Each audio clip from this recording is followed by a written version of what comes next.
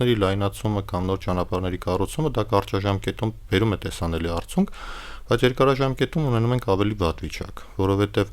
նորից մեքենաները շատանում են, այսինքն եթե դու խթանում ես անձնական ավտոմեքենայի օգտագործումը, դրանք շատանում են ու ավելի մեծ խնդրեմ է դառնում։ Իսկ աշխարհը շարժվում է հետևյալ ուղղությամբ, կիրառվում են սահմանափակումներ, որպեսզի տվյալ փողոցներում, տվյալ հատվածներում ավելի քիչ տրանսպորտային միջոցներ մուտք գործեն ըստ անհրաժեշտությունից ելնելով։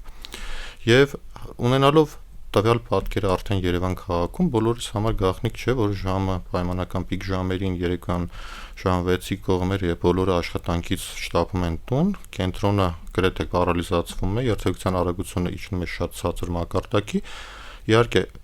ոչ միշտ է որ կանգնում է, բայց դանդաղ երթևեկը ապահովում է եւ բոլորի մոտ դա դժգոհություն է առաջացնում, բայց դրան լուծումը հետեւյալն է